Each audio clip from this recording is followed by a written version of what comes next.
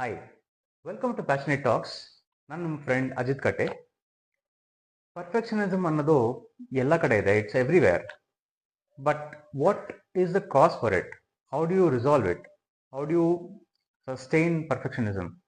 ಆ ವಿಷಯ ಮಾತಾಡೋಕ್ಕೆ today we have a very special guest, mister Vijay Somanavar. Sir, welcome to the show.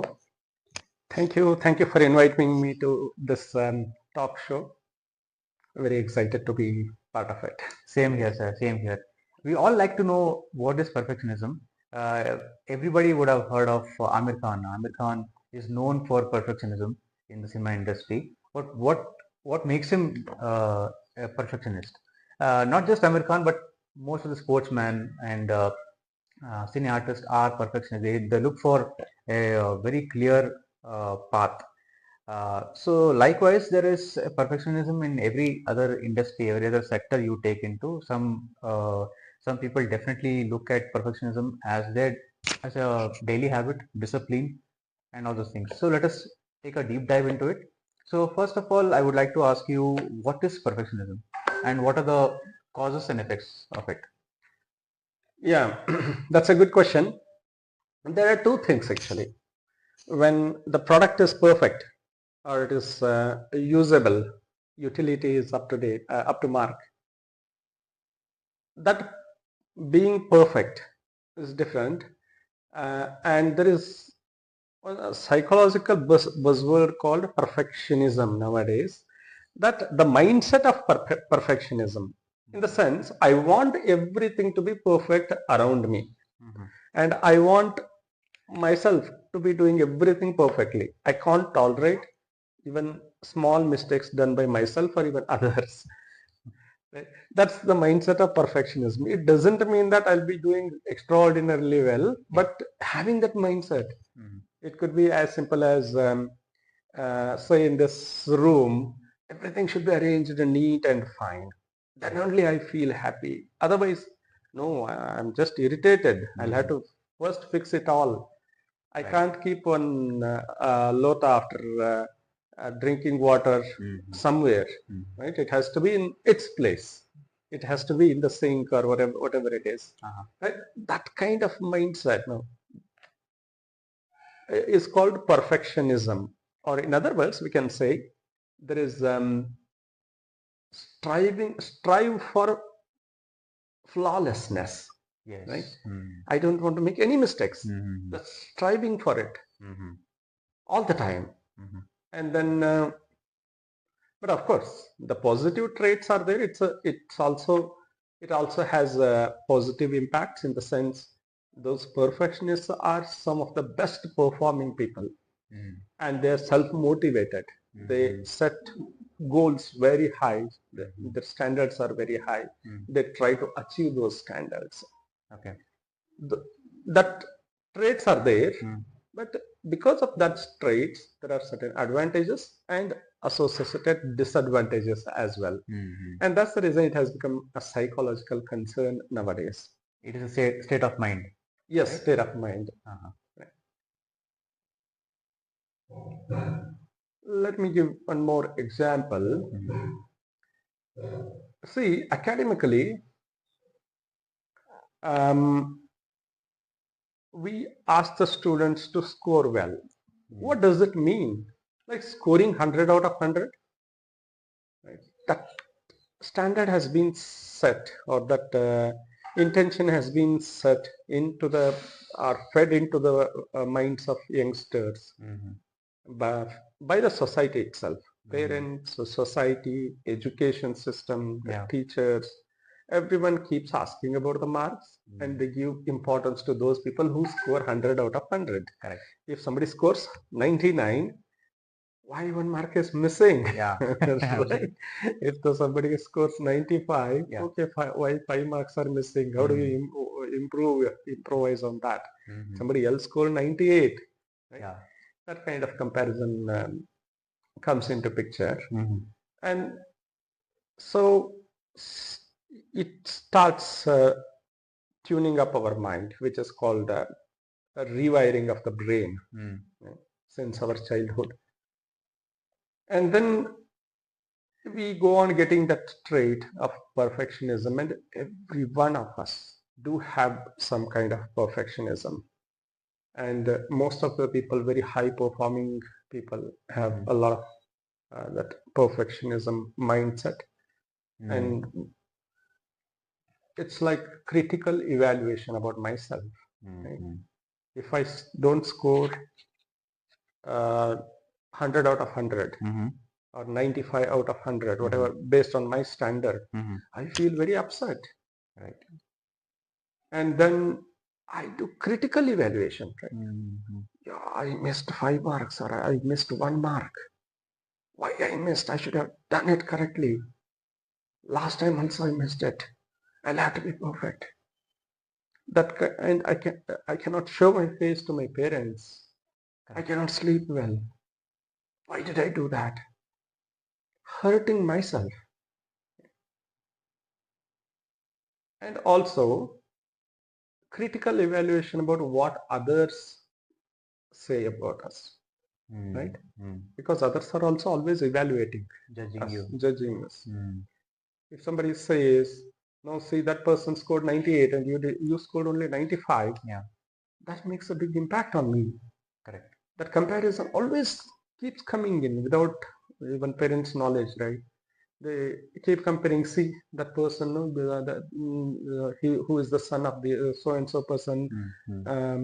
He got medical seat. Do you know he got 99% marks? That kind of messages, that kind of statements we keep hearing throughout our life. Not just in academics, but in the office also. Correct. There may be many colleagues who will go faster up in the ladder, right? Who get promotions, who get into some good companies. And there is always comparison. And striving for that perfection, striving for that performance, high performance in the office, it is good. Every company likes such people. Yes. Right? But there are negative effects as well, because when I am striving hard, like say, for example, I work for 12 hours. And if I am a manager, if there is a team working with me, somehow I expect them to work for at least 10 hours, right? Right. But their expectation is to work for maximum of 8 hours. So those conflicts will come. Even though I am, for example, high performer, then I will be influencing them in a negative way. Right? When I was in my previous organization, I used to have three people, three of my reportees, who always used to have a lot of complaints from their team members. Okay.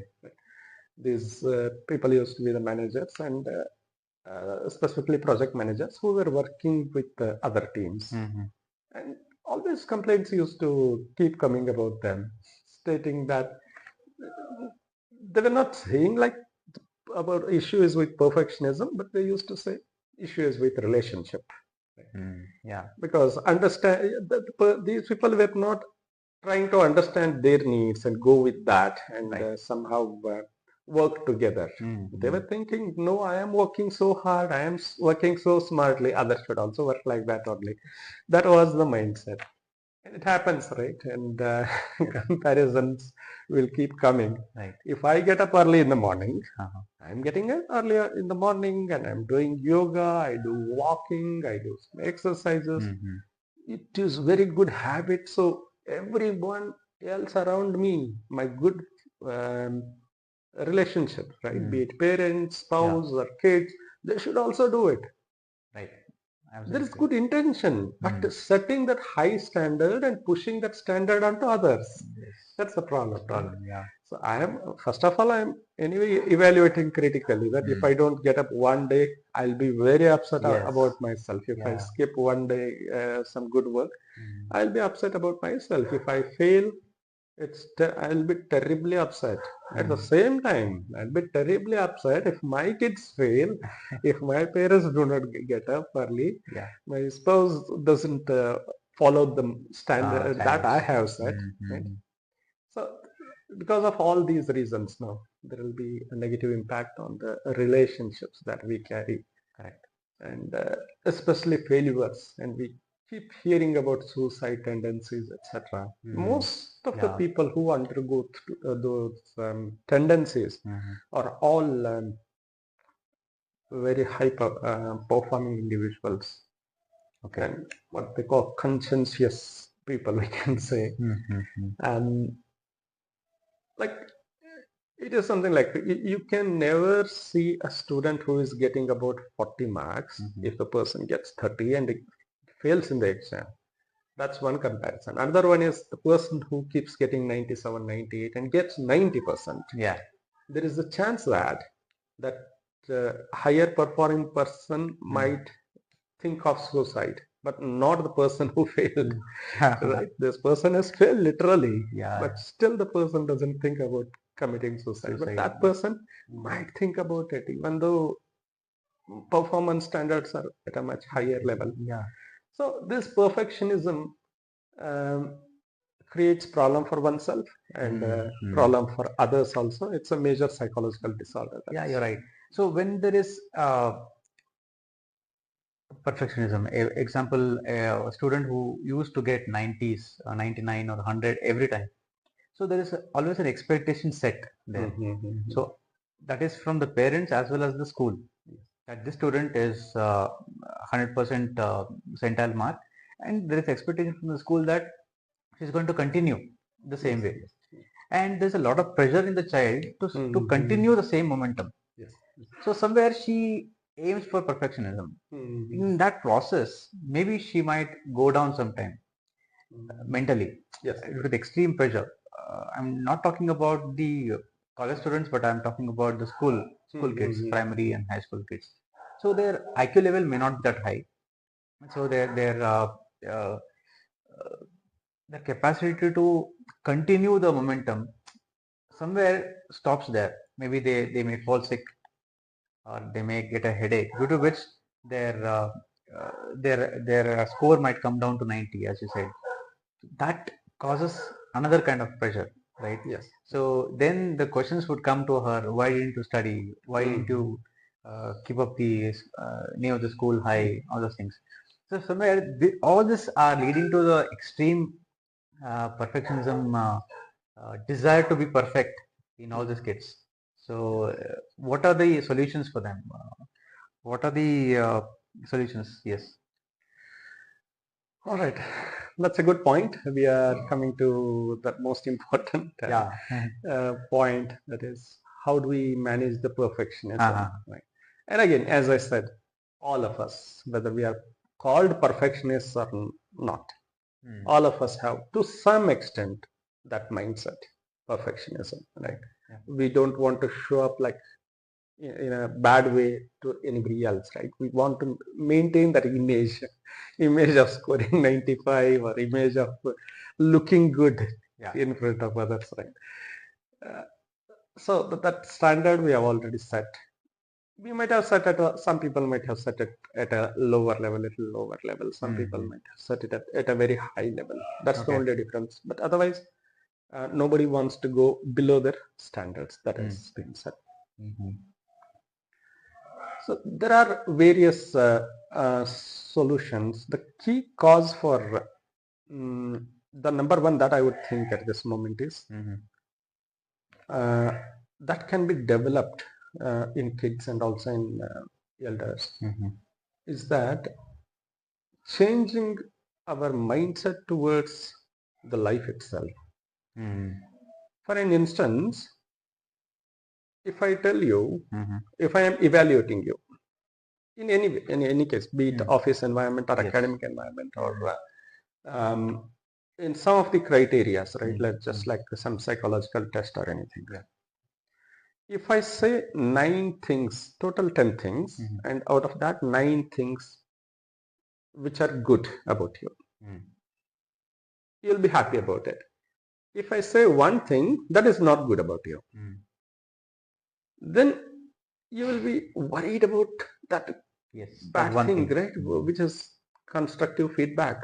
Correct. Yeah, either not agreeing with it. Why this person is commenting? Who the hell he is to comment on my this one? Yeah. And I don't agree with that person. He doesn't understand it all. Yes. That kind of resistance might be coming. Or am I that bad?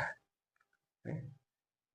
If it is accepted, right, that rumination will start in the mind. And even if we understand, yes, this is something that I need to improvise upon, automatically all the energy goes towards it, which is missing. But what about the other 9? Correct. Where the things have gone wrong? Yes. It is perfectly okay to look at what is missing and what needs to be done. Okay. There is nothing wrong about it. Yes. But due to perfectionism mindset, the brain is designed in such a way that the brain is designed for survival, not for happiness. Right? So, due to its survival nature, it looks at what is missing, what is not so good, what is a failure, what needs to be improvised upon, that kind of, what is the negative feedback. So always there is attention towards it, energy moves towards it. Right? It's okay, perfectly okay. There's nothing wrong about it. It is human tendency. But the point is looking at those 9 things that are good also matters a right? lot, right? Yeah. Giving attention to them, giving energy to them. Yes, this was good. I like it. Continue it. I like it. Just Pat on your patting back. myself, right? Yes. And this was fine. Yes, yeah, I think I'm doing really good about it. So I'm happy about it. Yes, here also. Third, fourth, fifth, sixth, ninth, 10th. Okay, okay. I'll have to work on that. This is the only thing that is missing. I've achieved 9. Can we change that kind of mindset? In other words, it is called appreciation and gratitude practice. Okay. So we already have in our life so many things because of which we can live comfortably. Right? We are sitting here comfortably because of so many things, right? Yes. There is nice light, there is nice airflow, and there is nice atmosphere, environment, and nice sofa set is here. And we are able to talk because of the technology. Yes. All these good things are there. Yeah. Right? We need not keep on searching everything or imagining something. No. Whatever we see, can we appreciate at least some of those things that are helping us every day? Absolutely. Kids are shouting, kids are fighting. Yeah, that's life. That's part of life. That's life, and that's the opportunity we can get only now, not after 10 years. After 10 years, when they become teenagers, they become completely silent. True. Right? Can we look at it, everything, as an opportunity also? Appreciating whatever the good thing is done, whatever the good thing is available. First appreciating it, and then feeling grateful towards it. Okay. Right. But we may still have parents, we may still have kids, spouse, good relations. Yeah. I may still have a job to do, and managing my life. Yeah. There should be some kind of an appreciation and gratefulness towards whatever the world has given to us, whatever the life has given to us. Yes, absolutely. So the changing of mindset and looking at what is good, what is beautiful, nourishing, and enjoying that, along with, of course, by default, it will always be there, this negative energy flow towards whatever is missing. Yeah, of course, I don't have a big car, I don't have a big bungalow, I don't have a big promotion. Yeah. It will all be there. That's okay. Nothing wrong about it. Continue to try to get what we don't have. But at the same time, appreciating and being grateful to whatever is available. Yeah. This is the number 1, I would say. And then we talk about meditation, self-awareness, mindfulness, etc. Right? Yes. So that's where it all comes into self-awareness. I would call meditation nothing but self-awareness. Okay. Nothing beyond that. To keep it simple. Yeah.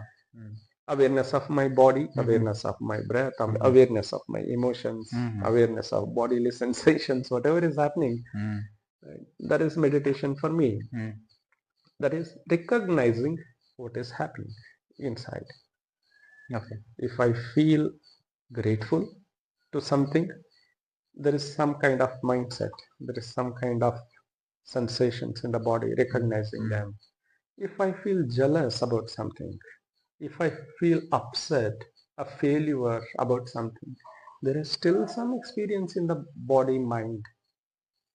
Recognizing it, letting it be, accepting it, allowing it. This is self-awareness. This also requires practice, regular practice. Yeah.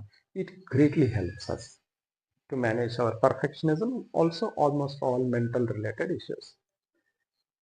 These two are very important, and I can say, see, when we are working, there is of course focus on the results. But can we focus on the present moment experience of the work? Okay. Whatever the present activity we are doing, can we focus on that?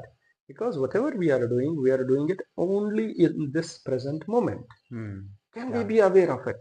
Right. That awareness brings the focus and it adds value to whatever we are doing. And it removes all the negativity, whatever is there in the mind, whatever the stress is there about the goal that needs to be achieved. Because we are not going to achieve something after 2 months. We are going to achieve whatever we want only in this moment. Whatever that needs to be done. There's a plan already in place. Just need to continue to execute it, continue to work through it, and do what best we can do with the required focus, with required attention. And that's what I can do. Nothing more than that. Correct. By taking more stress, it doesn't change. The results won't change. And by taking stress, we might even spoil the relations that we are working with others. Absolutely. Relationship with others. So, in other words, being present in what we are doing, not much bothered about the results. Bothered about what we are doing. The current action. Kayakave Kailasa in Kannada. Correct. Right? Kayakave Kailasa. Kayaka means work done with awareness. That itself is Kailasa, not the fruits of the work. Krishna also says the same thing. The work itself is Kailasa, not the fruits of the work. So that's another important aspect which can help us from getting rid of this perfectionism. And one more that I can think of is, see, anyway we are working, can we drive for progress, right? Rather than perfection. Right. Right. So always something can be improved. Something small can be improved. And that drive for improvement, drive for excellence, rather than drive for perfection. The moment the perfection comes into picture, it's always a tricky situation. Because you can't make any mistakes. It's a flawless, it is striving for flawlessness. Right? Correct.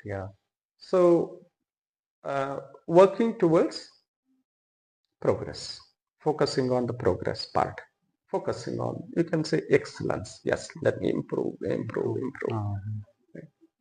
And finally, the most important one, again for kids it may be a little difficult, but at least for elders, living with a kind of selflessness.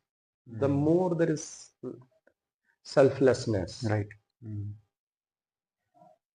the more the life gives to us, gives us back. And the more the relationship will be maintained. Everything gets changed when we are self-centric. What is the benefit for me? What if this fails? What will be impact on me? When there is selflessness, it won't be like that. Oh, okay, what will be the impact on the holistic way, overall impact, right? Okay, everyone else will be struggling. That kind of selflessness attitude will change the way we work. It will of course, diminish the impact of that perfectionism mindset, because Mm. mindset is mostly for protecting us One's personally, one's one's own personality. image. Yeah, Yes, image. one's own Yes. image. Mm. Selflessness is against that, right? It is opposite of it. Yes. Yes. There is nothing much about my personality. Mm. It's more about holistic approach, Approach. holistic development. Ha ha ha. Right? So these are some 4 or 5 elements that I can think of that can help with managing the perfectionism.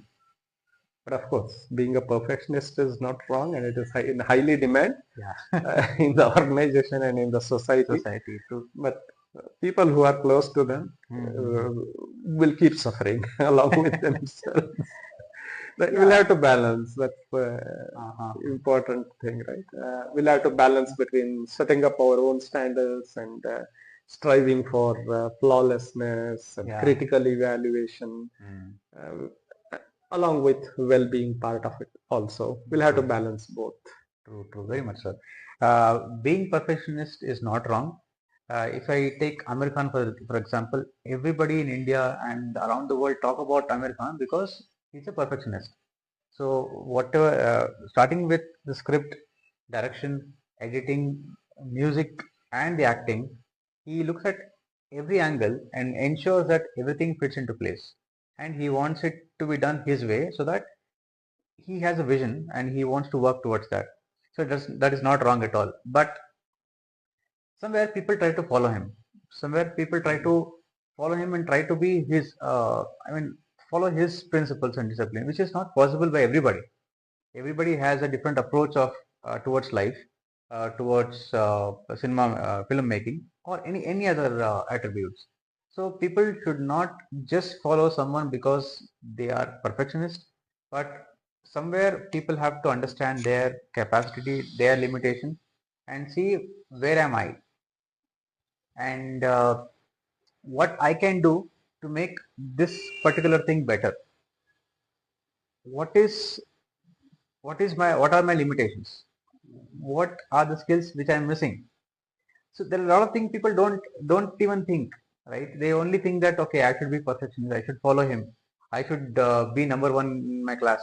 But what are the skills that are lacking in you that is not taking you from 50 marks to 90 marks, or from the best performer in your team? If you're comparing yourself with the best performer, what is that one thing which is not taking you there? Maybe you should understand your limitation, upskill, enhance your learning, learn from that perfectionist, and see what all I can grasp from him. And in your limit, in your capacity, try to improve that one skill which will every day, one skill every day, which will motivate you to do something better. All the skills will definitely help one to surpass all this perfectionism. And also, there is a comparison factor. How do you talk about comparison? There is a lot of comparison between um, kids studying in the same school, same class. One with the highest marks and one with the lower marks, say around 50, 60. If the kids are being compared in school, in the at home as well, so how do you relate to comparison and selflessness? Any aspect to it? Yeah, right. This comparison is It's very everywhere. important. It's everywhere. Like It's everywhere. everywhere. Yeah, Yeah. before that you mentioned about American and Ah, being perfect and yeah. all. Yeah, it all depends on how we look at it. Yeah. Like I would call it as drive for excellence, right, Hmm. rather than being a Okay. perfectionism Yeah. mindset. Yeah. Yeah. Um, I can quote another example when there was World Cup being played in India, Mm-hmm. and Tendulkar was in peak of his form, Mm-hmm. and there was India-Pakistan match, Mm-hmm.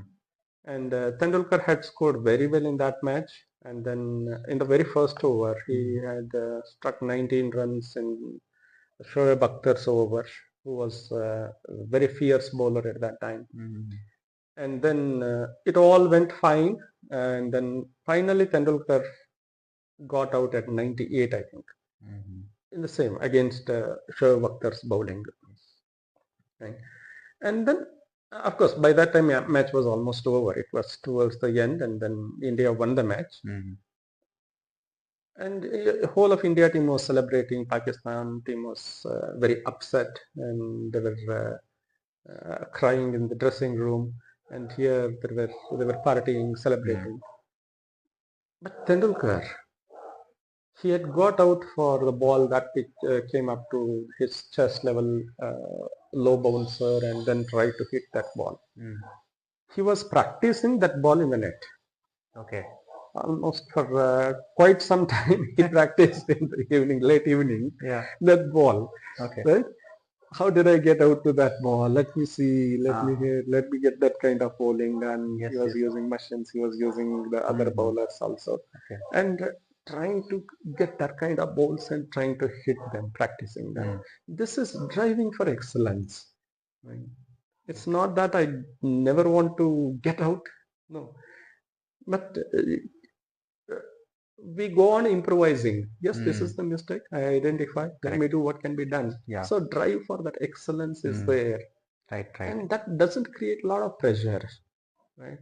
And it doesn't require a lot of push also from somebody else. Because nobody asked him, why did you get out in that ball? He was the man of the match, and whole credit was given to him. But still, that motivation for him to exceed, right, succeed, and excel in whatever he was doing. So that drive for excellence has to come from inside in the kids' minds also. Absolutely. And also for everyone else also. No? In the office environment also, there will be many people who will be working for the sake of work, not just to satisfy their managers or their clients. They're so happy helping them. Right? They'll be happy if somebody comes, and even if they're busy and they seek for some help, just they'll be very happily helping them. Right? So that drive for excellence has to be there, and that happiness has to come in the work. That is Kaya Kave Kailasa. Otherwise, no, that drive will not be coming. If I'm studying, if I'm scoring 100, am I striving to do that? I'm enjoying that process. Right? That is very important. So that drive for excellence is there. I'll be enjoying doing that. And nobody can, nothing can make me upset in that process, entire process. If I get 90 or 95 or 100, when I am studying for the sake of studying, when I am studying for the sake of scoring, this Good score marks automatically comes. Right. Yes. I want to solve the problems. That's an interest. When you get interest in mathematics, you will never know whether it's 12 o'clock or night 2 o'clock. You will keep solving because you are so much interested in it. The point is not scoring the marks there at all. You're not studying for scoring. Right. We are all doing you are enjoying the process of solving the mathematics problems. So, that was for drive for excellence versus drive for perfection. Right. And then regarding your question related to comparison, right? Yeah, it's a major emotional thing. It happens with everyone. See, if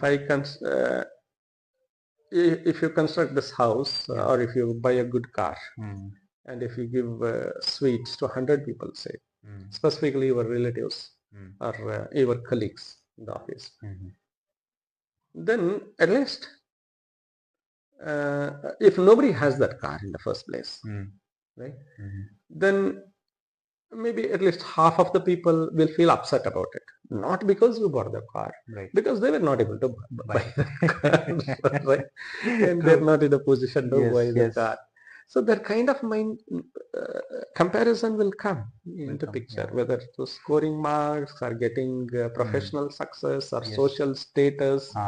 That comparison will keep coming into picture, and even in relationships, most importantly in relationships, if somebody else buys a car somewhere else, nobody is bothered.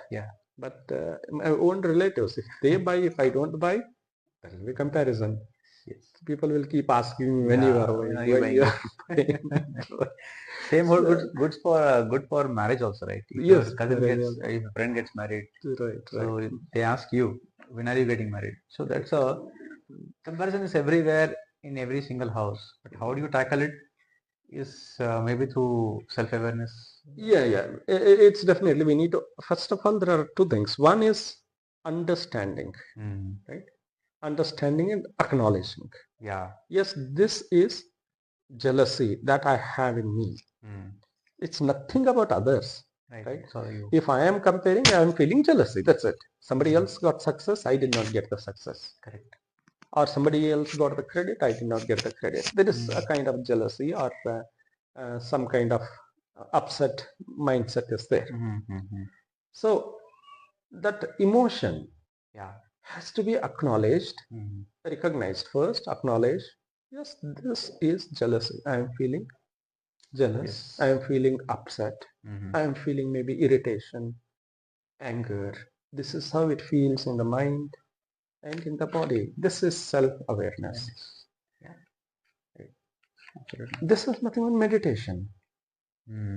And most importantly, allowing it and letting it be as it is. Nothing right or wrong about it. It is just happening. I'm not doing it. See, I'm not thinking, yeah, somebody else succeeded, I'll have to be jealous, I'll have to feel upset. No, at all. I'm not doing it. Yeah. It is happening automatically. Yes. So if it is happening, just witnessing it. Let it happen. Allow it to happen. Just the self-awareness will take care of it. Arive Guru. Just be aware of what is as is. It will guide you and it will solve the problem. Right? That's the only thing. And later on, it means it will not have much impact later on. If we can go on observing our own emotions, the impact of those emotions will go on getting reduced. It doesn't mean that the jealousy won't be there, but even if it is there, it's there for a fraction of a second. Instead of causing 100 units of impact, it will cause only maybe 5 units or 10 units or 20 units as we go on continuing to be aware of that. Self-awareness. As the awareness increases, the emotions will come down, especially negative emotions. The power of awareness is such that when we give attention to negative emotions, thought, when we give attention to the emotion, if it is negative, it will come down. The impact will come down. Right? If it is positive, the impact will go up. For example, gratitude. Right? It is a positive emotion. And anger, negative emotion. The moment I'm aware of my anger, that's the biggest problem. When I'm angry, I will not be aware of that anger because my whole body is occupied with that anger. Correct. Yes. There is intense feeling in the mind and intense feelings in the body. Heartbeat has increased. Body language changes. Whole body is shaking and breath is erratic.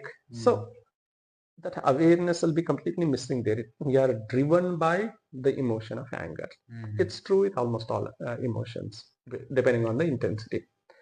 But still, if we can manage to be aware of it, bringing that self-awareness practice is needed. It doesn't happen automatically. We'll have to intentionally practice self-awareness. The moment there is awareness of anger, I am not angry. There is just sense of anger in the mind. It is just an emotion that is arising in the mind.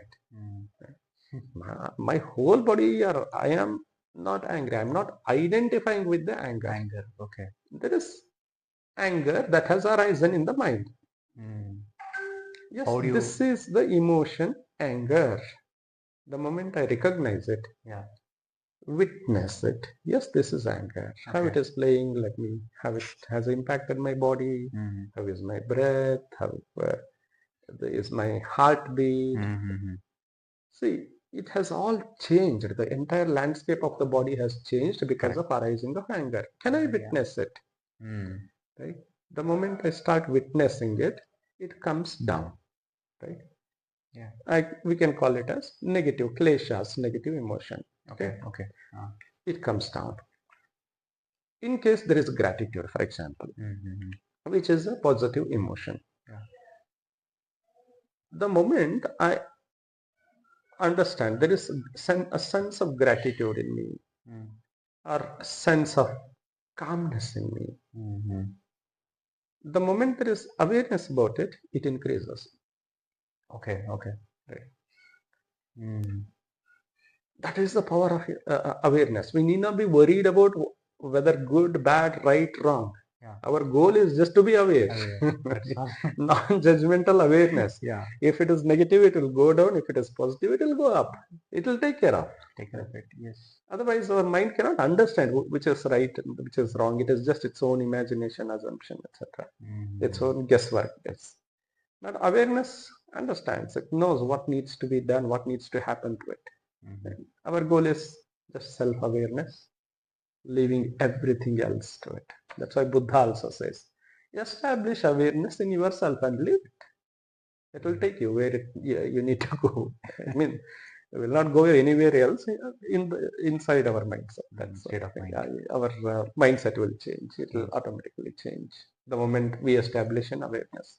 Baswan also says the same thing. Arive Guru. Mm. Awareness is your guide. Awareness is your guru. Mm. Don't need to be bothered about anything else. Just bring awareness to whatever is as Mm. is. Okay.